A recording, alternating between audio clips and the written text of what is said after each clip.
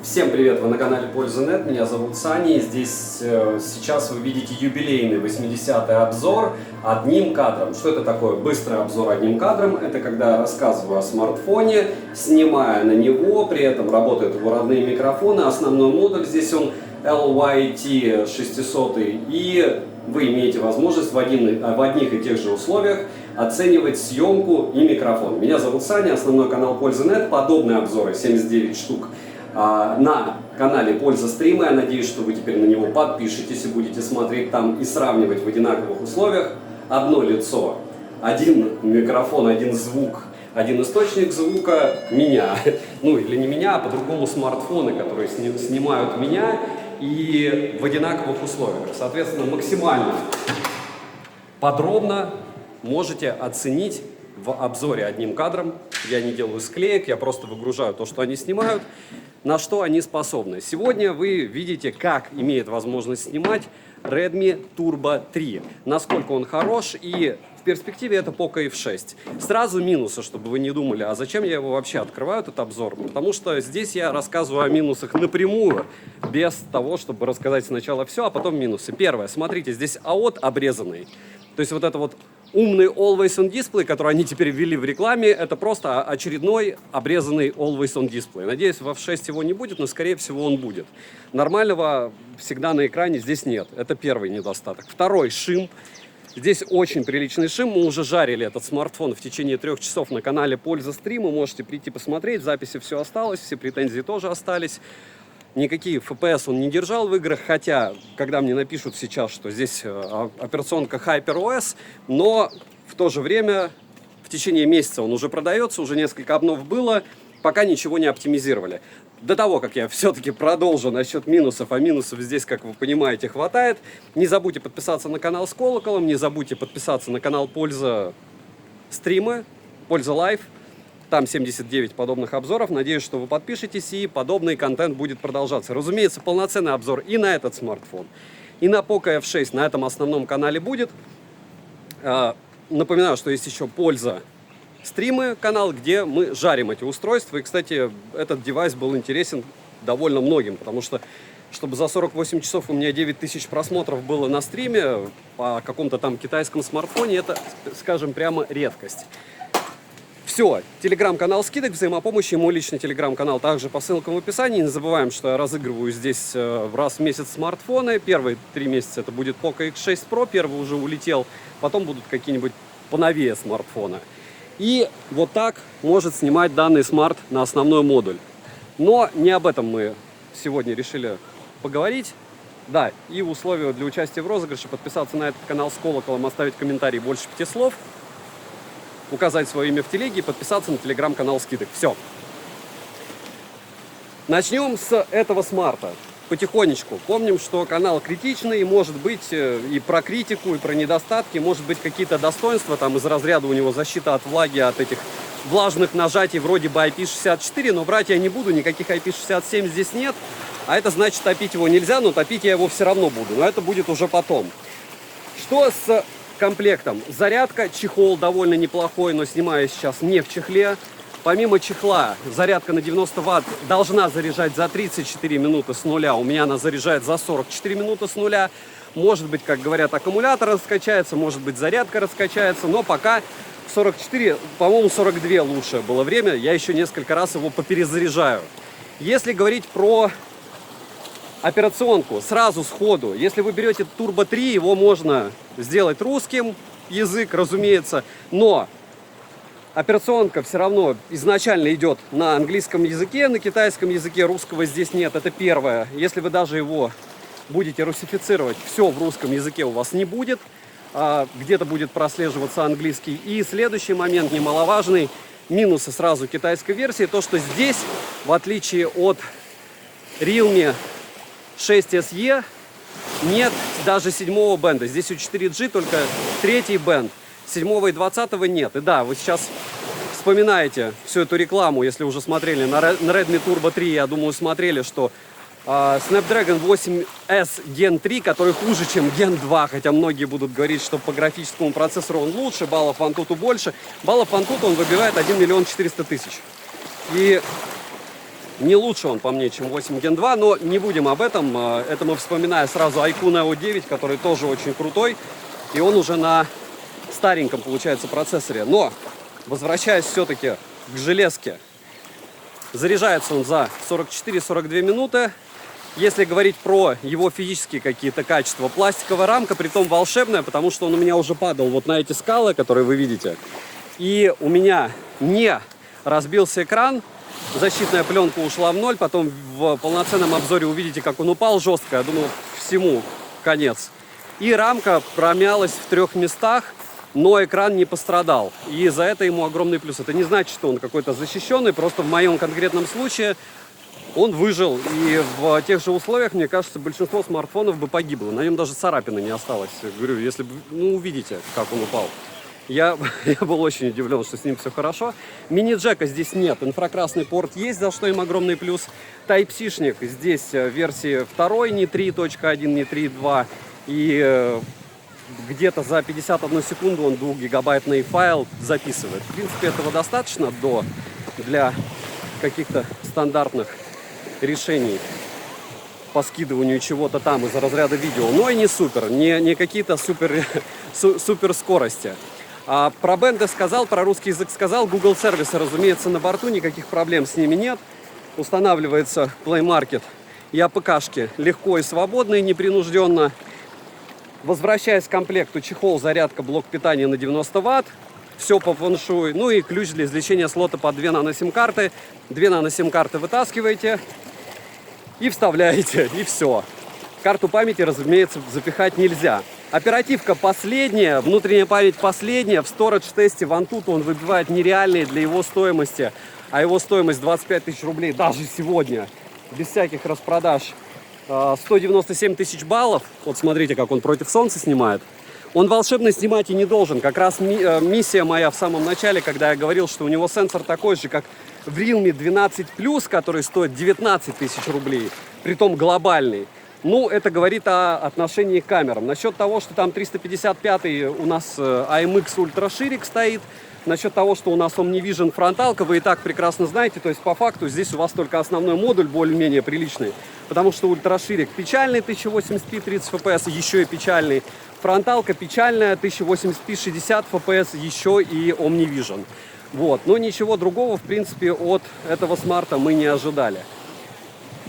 Возвращаясь к железке, то есть мы запомнили, инфракрасник есть, это хорошо, мини-джейка нет, это неудивительно, в принципе, хотя кто-то его и добавляет. По защите от влаги я уже сказал, что топить я его буду, но топить его нельзя, и защита от влаги у него исключительно там вот от этих мокрых нажатий. По поводу всяких ИИ, управлений жестами, которые они отовсюду берут, тоже говорить не будем, переходим дальше к железу. Здесь установили Snapdragon 8 S Gen 3. Что мы должны из этого запомнить, что здесь технологии 4 нанометра. Это круто. То есть это практически 8 Gen 2. В каких-то моментах лучше, в каких-то хуже. Хуже он в первую очередь в том, что под него еще мало чего оптимизировали. Игры шли на нем отвратно. Яркость у него летала рандомно. То есть ты играешь, в какие-то моменты она поднимается, в какие-то падает. Играл я в производительном режиме. Где-то, опять же, в китайской версии у тебя активируется этот Game Turbo. В Genshin он у меня активировался, в PUBG New State нужно отдельно его активировать. Я его не стал активировать, 90 FPS он у меня не показывал. И вот эти все игры с ADB и всем остальным я откидываю и жду Poco F6, как и вы. Просто, опять же, мы теперь ориентируемся на какой-то ценник и на какое-то качество съемки. Съемка лучше вряд ли будет. То есть, в принципе, здесь не из чего лучше съемку получить. Помним, что Realme 12 Plus, о котором я упоминал ранее, стоит 19 тысяч рублей, к слову, если вам нужен тот же сенсор. И я его ругал, и здесь он от этого лучше и не стал. Это не камерафон вообще, телевика здесь, разумеется, нет. Так вот, вместе с этим обвесом, с этим процессором, здесь идет самая быстрая, как я уже говорил, оперативная и внутренняя память. Это прям нереально круто, система летает. Про экран, здесь у нас 120 Гц. Плотность пикселей почти 450 ppi, по-моему, 445, 1,5К. Это очень круто. Яркость максимальная 2100 люксов, 2100 нит, кому как удобней. И магия в том, что максимальная здесь 870 где-то, плюс-минус. Шим на низком проценте яркости. Все, 10 минут мы уже отснимали. Напоминаю, что не забудьте подписаться на канал с колоколом и на пользу стрима, если вам интересен этот контент. Я не вижу, что он особо кому-то интересен. Здесь напишите, вот, потому что это основной канал. Интересно ли вам такое? Может быть, на основной, на только супер интересные смартфоны выкладывать. Может быть, вообще этого не делать, потому что я дублирую таким образом. Если вы не понимаете структуру, повторяюсь, что я сравниваю, допустим, этот смартфон с Samsung A35, как бы не было это унизительно для Redmi Turbo 3, но в стоимость они в одинаковую торгуются, и поэтому вам будет, мне кажется, интересно посмотреть, насколько его 4К 60 FPS у Redmi Turbo 3 хуже или лучше 4К 30 FPS у Samsung. И здесь есть что сравнить, потом в полноценном ролике увидите. Так вот, есть у нас этот смартфон великолепный. Экран у него не LTPO, разумеется, за эти деньги, но за эти деньги довольно крутая яркость, 2000 с лишним люксов, это прям за глаза и за уши, я вам скажу, 1400 уже за глаза и за уши. Но сейчас он на ярком солнце взял все это дело и сбросил, потому что жарко ему, я его прекрасно понимаю.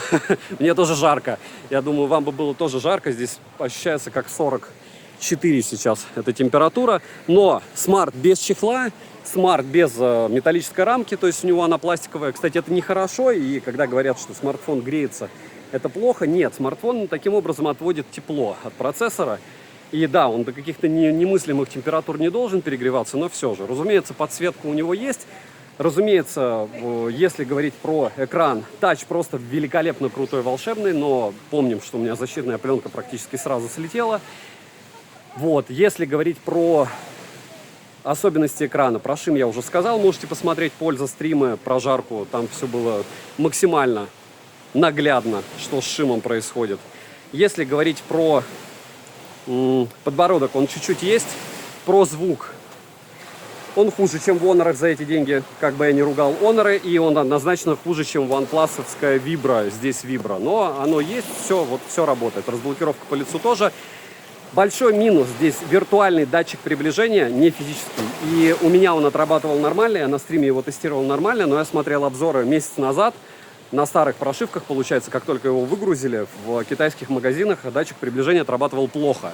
Вообще виртуальный датчик приближения это нехорошо. Можете считать, что это натянуто, но вот напишите, у кого были проблемы когда-то с виртуальным датчиком приближения в комментариях, либо с поковскими смартами, либо еще с чем-то. По мне это печаль лютая, зачем это делают? Ну, потому что так дешевле. Сканер отпечатков пальцев отрабатывал, нареканий не было, разумеется, он низко.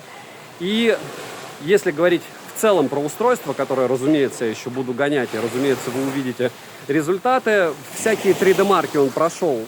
Первый раз у меня почему-то не прошел. Один раз Storage стресс-тест. Но это, скорее всего, было не из-за стабильности, а конкретно из-за самого теста. Потому что после этого я прогонял 3D-марк, считайте, в линию, без остановки практически. И процессору показывал устойчивость примерно 80 с лишним процентов. 84 это очень много, это очень хорошо. Тач отрабатывал всегда нормально. При перегреве тоже нормально. В играх смартфон себя вел максимально рандомно. То есть он мог сначала показывать 400 люксов, он падал до 400 люксов. Потом после этого показывал 500 люксов. Яркость. То есть яркость прыгала. В принципе, при 400 люксах играть комфортно, но на данный момент оптимизация нулевая. Надеюсь, когда я куплю Poco F6, там все будет лучше. Мне Poco посылает Poco F6 Pro, я его для вас разыграю. Будет презентация 23 мая. Я думаю, обзоры будут тоже в районе в этих числах у всех блогеров. И в целом девайс интересный, за эти деньги вау, как всегда топ за свои деньги, не считая камеры. Камеру вы и так сейчас прекрасно видите. Насколько зум можно делать? Давайте ради интереса сделаем.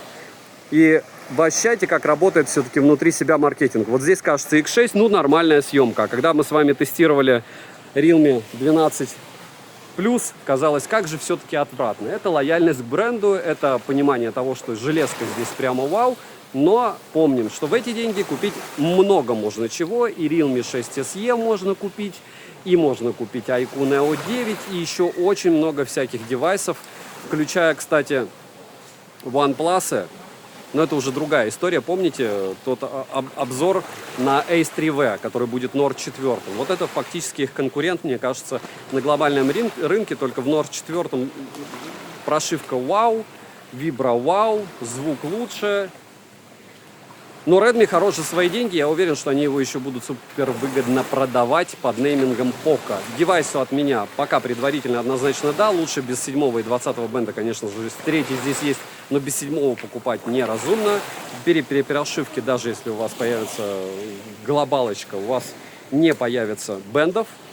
Ну и все, GPS работает, NFC работает. Пишем в комментах, продолжать ли такие обзоры. 80 уже смартфонов, считайте, суммарно я таким образом прогонял плюс-минус в одних и тех же условиях. Надеюсь, что кому-то это помогает. Пока по статистике польза стрима я этого не вижу. Даже, точнее, польза лайв. Даже польза стрима лучше работает. Девайсы, повторяюсь, от меня в глобалке, в перспективе, да, в китайской версии, если захотите поиграться, играйтесь, он своих денег стоит. Добра и удачи вам, дорогие друзья.